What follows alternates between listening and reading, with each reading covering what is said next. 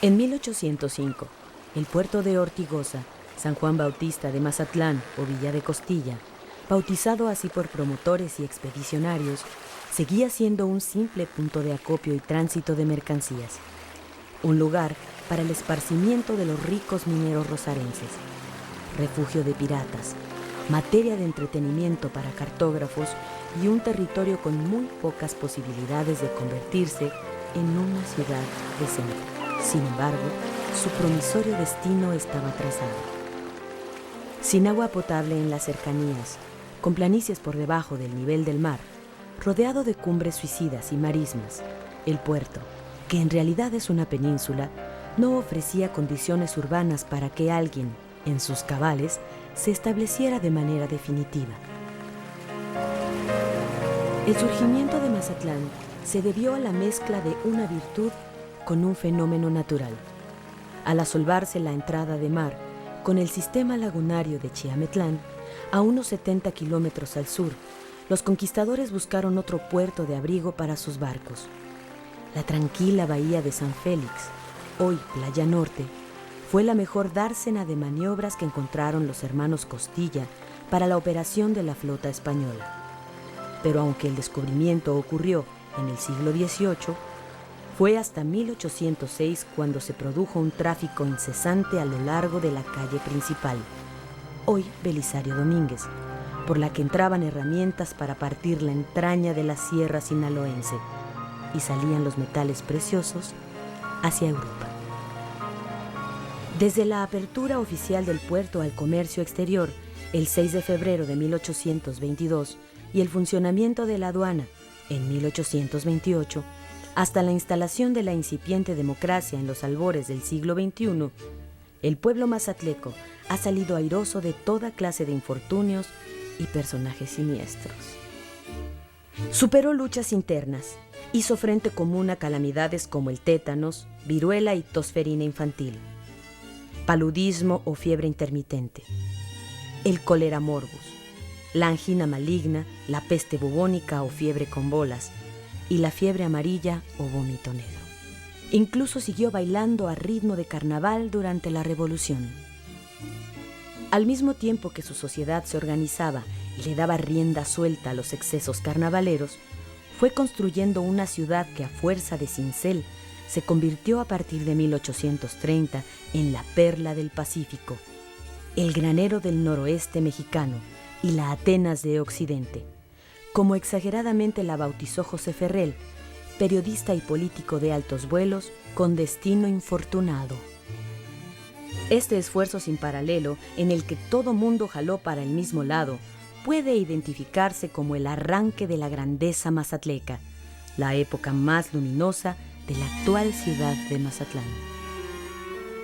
Aquella era una sociedad multirracial compuesta por españoles, alemanes, chinos, turcos, nicaragüenses, franceses, italianos, norteamericanos, manilos, etc., que vinieron en busca de fortuna y la encontraron en los generosos minerales de Guadalupe de los Reyes, Cozalá, Pánuco y El Rosario. Pero también trajeron una rica diversidad cultural que de manera automática se rigió por la regla de oro de la convivencia humana, el respeto al derecho ajeno. Paralelamente al contrabando, disfrazado con negocios legales, se desarrollaron la industria manufacturera, el comercio de importaciones y la pujante agroindustria. De acuerdo al censo oficial de 1891, vivían en Mazatlán solamente 27 mujeres extranjeras, bastante pocas para darle batería a los 14.938 hombres de todas las nacionalidades. De manera que muchos extranjeros se casaron o juntaron con mexicanas, como don Pedro Echeguren y de la Quintana, a pesar de estar casados por todas las leyes en sus respectivos países de origen.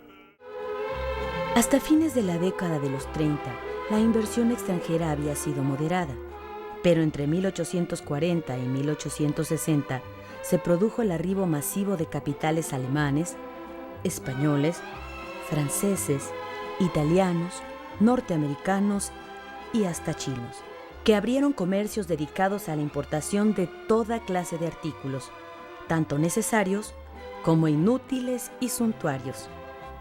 Quienes podían pagar encontraban desde mantequilla danesa hasta pianolas o ropa íntima para dama de manufactura francesa o china. Para 1846 existían 11 casas comerciales de primer nivel, una francesa, 4 españolas y 6 alemanas. La inversión realizada por todas ellas estaba calculada entre 500 y 600 mil pesos. Había también unas 40 casas de segunda y tercera clase. El capital alemán provenía de Hamburgo, Hannover, Bremen, Lübeck, y el español de San Sebastián, Asturias, Bilbao y Madrid. Mazatlán tenía una población total de 6.845 habitantes, incluyendo a los 129 extranjeros residentes en el puerto. En medio de la anarquía demográfica y urbana, la solidaridad social y el extraordinario auge comercial, el 4 de mayo de 1890 se echó a volar el sueño de la gran ciudad. Llegó al puerto el agua entubada, suceso que eclipsó el asunto del drenaje. Embriagados por una obra de tal envergadura, los técnicos e ingenieros no pensaron que al aumentar el consumo de agua se incrementaría el volumen de aguas negras, de manera que la pretenciosa réplica de Atenas, Pamplona, Hamburgo, Bremen o Lübeck presentaba a fines del siglo XIX un contraste brutal. Enormes y lujosas mansiones asentadas sobre muladares de lodo y aguas negras que corrían por sus banquetas. Pero a pesar de tan fétido escenario, la convivencia humana, el comercio, la industria, el arte, la cultura, la música, la minería, el contrabando, algunas historias rosas de alcoba y pasiones desbocadas vivieron sus mejores días durante el siglo XIX. A partir de la segunda mitad del siglo XIX y hasta el inicio del porfirismo, se instalaron algunos talleres artesanales modestos que muy pronto se convirtieron en importantes fábricas de zapatos, cigarros, cerveza, jabones, telas, aceites, escobas, fósforos, sombreros, hielo y carruajes, que dieron empleo a la mano de obra rechazada por el comercio y la minería. La situación económica, política, social y cultural que se había mantenido estable durante un siglo en el sur de Sinaloa, dio un vuelco radical a partir del sindicalismo y el agrarismo, que expropiaron fábricas, talleres y agroindustrias del sur de Sinaloa, que en su momento habían salvado al comercio decadente y a la exhausta minería. Cerraron la sólida industria zapatera de exportación, las fábricas de hilados y tejidos, las de tabaco, jabones y aceites, la ascendente industria naval auxiliar. Los cañaverales e ingenios del sur fueron destruidos y abandonados. En los años por venir, la sociedad mazatleca disfrutó de algunos destellos de la legendaria grandeza. En la década de los 40, la pesca de tiburón trajo un respiro que hizo pensar en su resurgimiento. Pero solamente brilló durante la Segunda Guerra Mundial. Entró la red de protección en los 50.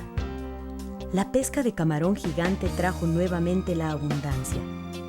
Esta pesquería fue pilar de la economía regional de 1950 a 1980 y ubicó al puerto entre las ciudades más importantes del país.